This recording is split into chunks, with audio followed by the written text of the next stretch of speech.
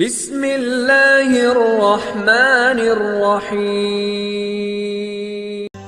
الحمد لله نحمده ونستعينه ونستغفره ونؤمن به ونتوكل عليه ونعوذ بالله من شرور أنفسنا ومن سيئات أعمالنا من يهده الله فلا مضل له ومن يضلله فلا هادي له وأشهد أن لا إله إلا الله وحده لا شريك له وأشهد أن سيدنا ونبينا ومولانا محمدا عبده ورسوله صلی اللہ تعالی علیہ وعلى آلہ وأصحابہ وبارک وسلم تسلیما کثیرا کثیرا اما بعد فاعوذ باللہ من الشیطان الرجیم بسم اللہ الرحمن الرحیم قد افلح المؤمنون الذین هم فی صلاتهم خاشعون والذین هم عن اللغو معرضون والذین هم للزکاة فاعلون والذین هم لفروجهم حافظون إلا على أزواجهم أو ما ملكت أيمانهم فإنهم غير ملومين فمن ابتغى وراء ذلك فأولئك هم العادون. وقال النبي صلى الله تبارك وتعالى عليه وسلم تنكح المرأة لأربع لمالها ولجمالها ولحسبها ولدينها فاظفر بذات الدين تربت يداك.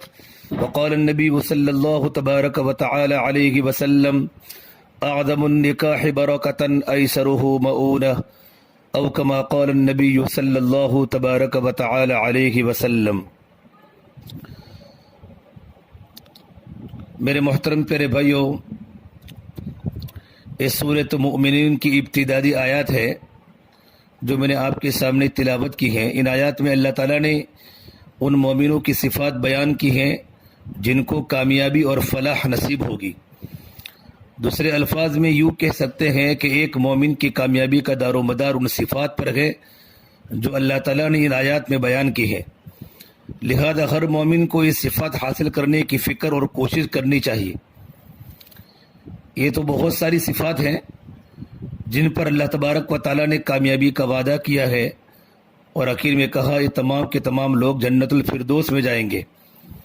لیکن ان تمام صفات میں سے چوتھی صفت میرے آج بیان کا سبجیکٹ ہے، بیان کا موضوع ہے، جس کو قرآن کریم میں بیان کی ہے کہ فلاح یافتہ مومن وہ ہے جو اپنی شرمگاہوں کی حفاظت کرتے ہیں، سوائے اپنی بیویوں اور سوائے کنیزوں کے، کہ ان کے ذریعے اگر لوگ اپنی خواہش پوری کرے تو ان پر کوئی ملامت نہیں، اور جو لوگ ان کے علاوہ کسی اور طریقے سے اپنی جنسی خواہشات پوری کرنا چاہے تو لوگ حد سے گزرنے والے ہیں اور اپنی جانوں پر ظلم کرنے والے ہیں.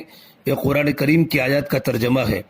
والذین هم لفروجهم حافظون الا على ازواجهم او ما ملكت ايمانهم فانهم غير ملومين فمن ابتغى وراء ذلك فاولئك هم العادون.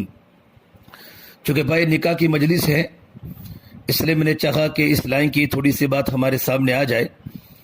اس آیت میں اللہ تبارک و تعالیٰ نے ایک بہت اہم مسئلے کی طرف تمام دنیا کے مسلمانوں کو توجہ دلائی ہے. وہ مسئلہ انسان کی جنسی خواہش کی تسکین کا مسئلہ ہے. اللہ تعالیٰ نے ہر انسان کو اس طرح پیدا فرمایا کہ ہر انسان میں ایک جنسی جذبہ موجود ہے اور یہ جنسی جذبہ انسان کی فطرت کے اندر داخل ہے. یعنی ہر انسان کو اپنی مخالف سمت یعنی عورت کی طرف رغبت ہوتی ہے اور اس کے ساتھ اپنی جنسی خواہش کی تسکین کا جذبہ اس کے دل میں پیدا ہوتا ہے. بھائیو، اللہ تعالیٰ نے اس جذبے پر کوئی پابندی اور کوئی قدغن نہیں لگائی، لیکن اس کے لیے دو راستے قرآن کریم میں بیان فرمائے اور یہ دونوں کے دونوں راستے حلال ہیں، اور ان دونوں کے علاوہ جنسی خواہش پوری کرنے کے لیے سارے راستے حرام ہیں. اور ایک مومن کے لیے ضروری ہے، واجب ہے کہ ان تمام راستوں سے پرہیز کرے جن سے اللہ تعالیٰ ناراض ہوتے ہیں. دو حلال راستوں میں سے ایک تو نکاح کا راستہ ہے، جیسے آج ہماری نکاح کی مجلس ہے، ماشاءاللہ بہت سے نوجوانوں کا نکاح ہے، کہ انسان نکاح کر کے اپنی بیوی کے ذریعے جنسی خواہش کی تسکین کرے. یہی راستہ اس کے لیے حلال ہے، بلکہ باعث اجر و ثواب بھی ہے. دوسرا راستہ یہ ہے کہ کسی زمانے میں کنیزیں ہوا کرتی تھیں جن کو باندی اور لونڈی بھی کہا جاتا تھا.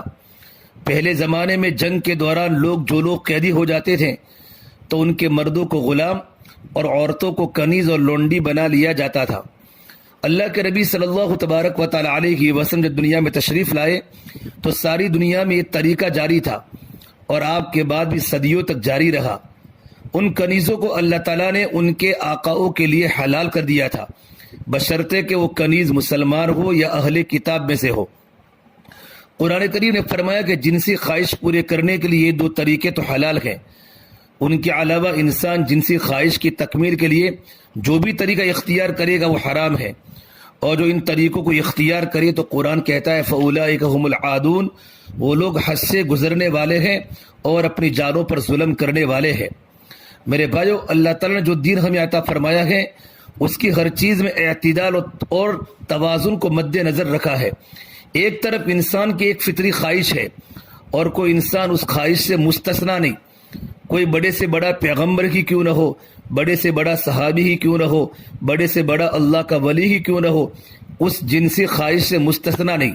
ہر ایک کے دل میں اللہ نے خواہش پیدا کی ہے، کیونکہ اللہ تبارک و تعالیٰ نے اس انسان کی خواہش کو نسل انسانی کی بڑھوتری کا ذریعہ بنایا ہے کہ انسان کی نسل اسی خواہش کے نتیجے میں بڑھتی ہے، لہذا یہ خواہش فطری ہے، اور جب یہ خواہش فطری ہے تو شریعت یہ نہیں کہا یہ جنسی جذبہ خراب ہے یا گندا ہے یا ناپاک ہے یا حرام ہے، اس جذبے کو حرام قرار نہیں دیا، البتہ اس جذبے کو تسکین دینے کے لیے میرے اللہ نے ایک جائز راستہ مقرر کر دیا۔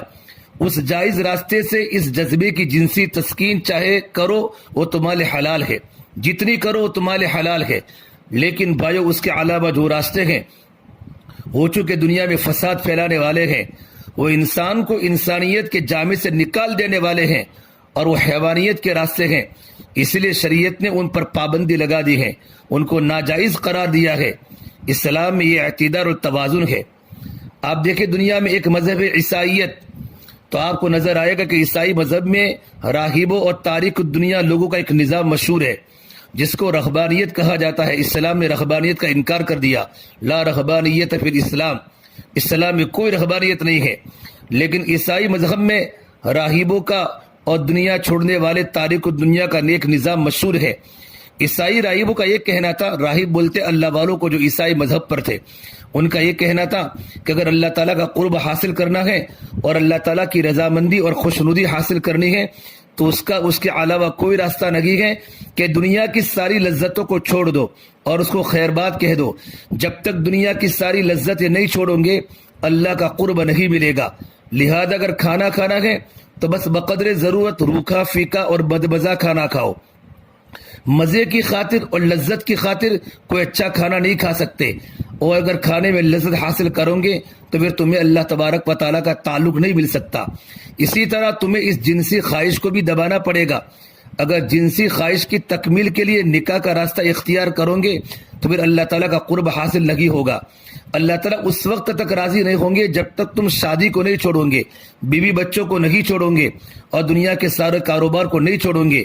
چنانچہ انہوں نے خانقاہیں بنائی اور ان خانقاہوں میں راغبوں کی کھیپ آ کر مقیم ہوئی، اور ان کا دعویٰ یہ تھا کہ ہم دنیا کو چھوڑ کر آئے ہیں۔ بھائیو، آپ نے عیسائی نن کا نام سنا ہوگا۔ عیسائی نن وہ عورتیں ہوتی تھیں جو اپنی زندگی خانقاہ لے وقف کر دیتی تھی اور شادی سے کنارہ کش اختیار کر لیتی تھی کہ ساری عمر وہ شادی نہیں کرے گی۔ ایک طرف راہب مرد ہیں جنہوں نے یہ قسم کھا رکھی ہے کہ وہ شادی نہیں کریں گے کیونکہ اگر شادی کریں گے تو اللہ ناراض ہو جائیں گے، اور دوسری طرف نن خواتین ہیں جنہوں نے قسم کھائی ہے کہ وہ شادی نہیں کرے گی کیونکہ شادی کرنے سے اللہ تعالیٰ ناراض ہو جائیں گے۔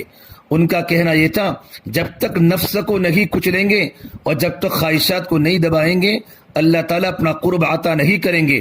عیسائیت میں یہ نظام جاری تھا، لیکن میرے بھائیوں یہ نظام فطرت سے بغاوت کا نظام ہے۔ جب اللہ تعالیٰ نے انسان کے اندر جنسی جذبہ رکھا ہے اور کوئی انسان اس جذبے سے مستثنا ہے تو پھر اللہ تعالیٰ یہ کیسے کر سکتے ہیں کہ جذبات تو رکھیں اور اس کی تسکین کا کوئی حلال اور جائز راستہ نہ بتائے؟ یہ بات اللہ تبارک و تعالیٰ کی رحمت اور ان کی حکمت سے بعید ہے۔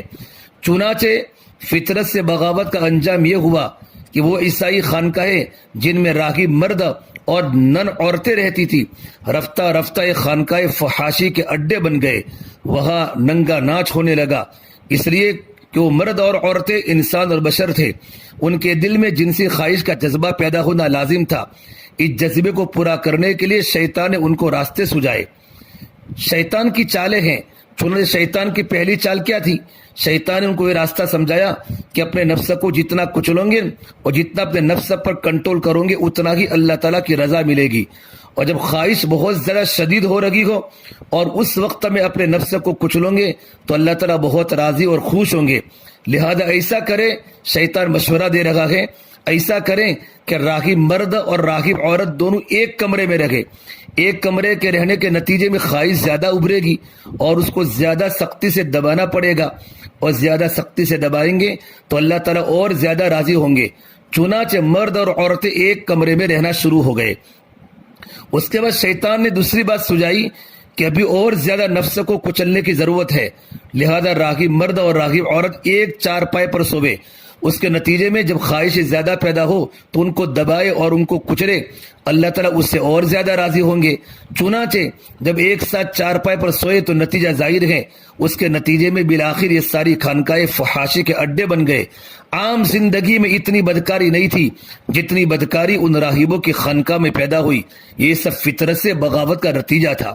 میرے بھائیو، اللہ تعالیٰ نے ہمیں اور آپ کو جو دین عطا فرمایا اس میں اس انسانی فطرت کی رعایت رکھی گئی ہے. چونکہ یہ جنسی خواہش انسان کی فطرت کا ایک جذبہ ہے، لہذا اس تسکین کا ایک حلال راستہ ہونا چاہیے، اور وہ راستہ حلال نکاح ہے. پھر اس نکاح کو شریعت نے اتنا آسان کر دیا، اس میں کوئی پائی پیسے کا خرچ نہیں، کسی تقریب کی ضرورت نہیں، یہاں تک کہ مسجد جانا اور کسی سے نکاح پڑھوانا بھی شرط نہیں ہے، بلکہ نکاح کے لیے بس اتنی شرط ہے کہ میاں بیوی اور دو گواہ مجلس کے اندر موجود ہو، اور اس مجلس میں دو گواہوں کے سامنے لڑکا یہ کہہ دے کہ میں نے تم سے نکاح کیا، اور لڑکی جواب یہ کہے کہ میں نے قبول کیا، یا لڑکی یہ کہے کہ میں نے تم سے نکاح کیا اور لڑکا جواب یہ کہے کہ میں نے قبول کیا، بس نکاح ہو گیا. اللہ نے نکاح کو اتنا آسان اور اتنا سادہ بنایا ہے. میرے بھائیو، جبکہ عیسائیوں کے یہاں کلیسا، جسے ہم بولتے ہیں ہماری عبادت گاہ کو مسجد، عیسائیوں کی عبادت گاہ کو کلیسا بولتے ہیں. ان کے یہاں کلیسا کے باہر نکاح کرنا ممکن ہی نہیں. لہذا اگر دو مرد دو عورت دو گواہوں کی موجودگی میں ایجاب و قبول کر لے تو عیسائی مذہب میں وہ نکاح نہیں ہوگا، بلکہ عیسائی مذہب میں نکاح اس وقت ہوگا جب مرد عورت کلیسا میں جائیں اور وہاں کے پادری کی خوشامد کریں اور اس پادری کو فیس ادا کرے، اور وہ پادری اپنی فیس وصول کرنے کے بعد نکاح پڑھنے کے لیے خاص وقت مقرر کرے گا. اس وقت میں جب پادری نکاح پڑھائے گا تب نکاح منعقد ہوگا، ورنہ نکاح نہیں ہو سکتا. دیکھو میرے بھائی، ہماری شریعت کتنی آسان ہے. شریعت اسلام نے ایسی کوئی پابندی نہیں لگائی کہ نکاح کسی اور سے پڑھوایا جائے، بلکہ دو مرد دو عورت دو گواہوں کے سامنے ایجاب و قبول کر لے اور مہر مقرر کر لے، بس نکاح منعقد ہو گیا. البتہ سنت یہ ہے کہ نکاح سے پہلے خطبہ پڑھ لیا جائے. اگر شوہر پڑھ سکتا ہے تو خود خطبہ پڑھ لے، کسی کو بلانے کی ضرورت نہیں. لیکن عام طور پر شوہر کو خطبہ نہیں آتا، اس لیے علماء کرام کو یا قاضی صاحب کو بلا کر خطبہ پڑھوایا جاتا ہے اور اس کے ذریعے ایجاب و قبول کرایا جاتا ہے تاکہ سنت کے مطابق نکاح ہو جائے. ورنہ اسلام میں نہ خطبہ پڑھنا شرط ہے، نہ مسجد میں جانا شرط ہے، نہ کسی قاضی سے نکاح پڑھوانا شرط ہے، نہ کسی علماء سے نکاح پڑھوانا شرط ہے. اللہ نے اس نکاح کو اتنا آسان کر دیا تاکہ انسان کی فطری خواہش غلط راستے تلاش نہ کرے. جب فطری خواہش پیدا ہو تو انسان کے پاس اس خواہش کو پورا کرنے کے لیے حلال راستہ موجود ہونا چاہیے. آج میرے بھائیو، ہم نے شادی کو عذاب بنا لیا ہے. آج ہم نے نکاح کو معاشرے میں ایک ایسا افسانہ بنایا ہے اور شادی کو ایک عذاب بنایا ہے. آج کوئی شخص اس وقت تک شادی نہیں کر سکتا جب تک اس کے پاس ہزاروں لاکھوں روپے موجود نہ ہو، کیونکہ اس کو تقریب کے لیے پیسے چاہیے، مہندی کی رسم کے لیے پیسے چاہیے، منگنی کی رسم کے لیے پیسے چاہیے، اور ان تمام کاموں میں اتنے آدمی بلانا ضروری ہے. اور شادی کے لیے اتنا زیور چاہیے، اتنے کپڑے چاہیے، ولیمے کی دعوت ہونی چاہیے. اس طرح نکاح میں رسم و رواج ہزاروں افسانے بنا دیے ہیں، جس نے نکاح کو عذاب بنا دیا ہے، جبکہ شریعت میں اس طرح کی کوئی پابندی نہیں. ہمارے حضرت فرماتے تھے جتنا نکاح آسان ہوگا اتنا زینا مہنگا ہوگا، جتنا نکاح مشکل ہوگا اتنا زینا سستا ہو جائے گا. اب صحابہ کی زندگیاں پڑھیں کہ صحابہ کرام کے زمانے میں شادی کتنی سادگی کے ساتھ ہوتی تھی. مدینہ منورہ کے مشہور صحابی جن کا نام ٹاپ 10 صحابہ میں ہے، 10 مبشرہ میں ہے، عبد الرحمن بن عوف رضی اللہ تعالیٰ عنہ، میرا نبی نے ان کو فرمایا عبد الرحمن رحمان کے تاجر ہے، بڑے مدینہ منورہ کے مالدار اور ٹاپ کے تاجر صحابی تھے۔ حدیث شریف میں آتا ہے کہ عبد الرحمن بن عوف رضی اللہ تعالیٰ عنہ جو عشرے مبشرہ میں سے ہیں اور سابقین اولین جو بالکل ابتدائے اسلام میں وہی اسلام لے آئے تھے، یہ ان میں سے ہیں، اور ان 10 خوش نصیب لوگوں میں سے ہیں جن کو اللہ کے نبی صلی اللہ تبارک و تعالی علیہ وسلم نے خوشخبری سنائی کہ جنت میں جائیں گے۔ یہ صحابی ہجرت کے بعد مدینہ منورہ آ گئے۔ ایک دن مسجد نبوی میں نماز پڑھنے کے لیے آئے اور اللہ کے نبی صلی اللہ تبارک و تعالی علیہ وسلم سے ملاقات ہوئی تو آپ نے دیکھا ان کے کپڑوں پر زرد رنگ کی خوشبو لگی ہوئی ہے۔ تو اللہ کے نبی نے پوچھا یہ تمہارے کپڑوں پر زرد رنگ کیسے لگا ہوا ہے؟ تو کہا یہ اللہ کے نبی صلی اللہ علیہ وسلم میں نے خاتون سے نکاح کیا ہے، اس نکاح کے وقت خوشبو لگائی تھی، یہ اس خوشبو کا نشان ہے۔ اب دیکھیے نکاح کر لیا اور اس نکاح کی تقریب میں اللہ کے نبی صلی اللہ علیہ وسلم کو بلایا تک نہیں۔ مدینہ چھوٹی سی بستی تھی اور اللہ کے نبی نے بھی ان سے کوئی شکایت نہیں کی، واہ بھائی واہ تم نے اکیلے نکاح کر لیا، ہمیں بلایا بھی نہیں، کیوں؟ اس لیے کہ ساری شرطیں اور قیدیں جو ہم نے لگا رکھی ہیں کہ جب تک 1000 آدمی نہ بلائے جائے، جب تک شامیانہ نہ لگایا جائے اور جب تک ہال بک نہ کرایا جائے اس وقت تک شادی نہیں ہوگی۔ اسلام میں اور اللہ کے نبی صلی اللہ تبارک و تعالی علیہ وسلم کے زمانے میں ان چیزوں کا تصور تک نہیں تھا تاکہ نکاح کو اتنا آسان کر دیا جائے کہ انسان جنسی خواہش کی تسکین کے لیے غلط راستے پر نہ پڑے اور غلط راستے کو تلاش نہ کرے۔ ایک اور صحابی حضرت جابر بن عبداللہ رضی اللہ تعالیٰ عنہما جو اللہ کے نبی صلی اللہ تبارک و تعالی علیہ وسلم کے بے حد چہیتے اور لاڈلے صحابی تھے، انہوں نے ایک مرتبہ اللہ کے نبی صلی اللہ علیہ وسلم سے برسبیل تذکرہ ذکر کر دیا کہ یا رسول اللہ میں نے نکاح کر لیا ہے۔ تو آپ نے پوچھا تم نے کسی کنواری سے نکاح کیا یا بیوہ سے نکاح کیا ہے، باکرہ سے کیا یا سیبہ سے کیا ہے؟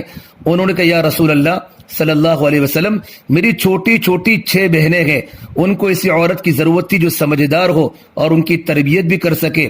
اب اگر میں کسی کنواری لڑکی سے نکاح کرتا تو ان کی پوری دیکھ بھال نہ کر سکتی، اس لیے میں نے ایک بیوہ عورت سے نکاح کیا ہے جن کے شوہر کا انتقال ہو چکا تھا۔ اللہ کے نبی صلی اللہ تبارک و تعالی علیہ وسلم نے ان کو دعا دی اللہ تمہارے نکاح میں برکت عطا فرماوے۔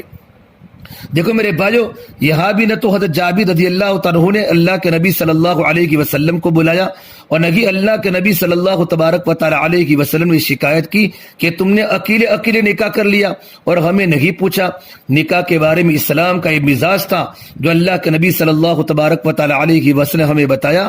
آج ہم نے ہندوؤں اور غیر مسلموں کے ساتھ رہنے کے نتیجے میں اپنا نکاح اور شادی میں اتنی رسمیں بڑھائی ہیں اور اتنے رواج بڑھائے گئے کہ وہ نکاح ایک عذاب بن کر رہ گیا ہے اور ایک عام آدمی کے لیے نکاح کرنا بڑا مشکل ہو چکا ہے۔ بہرحال شریعت نے نکاح کا راستہ آسان کر دیا، اس طرح نکاح کرو اور اس نکاح کے ذریعے اپنی جنسی خواہش جائز طریقے سے پوری کرو۔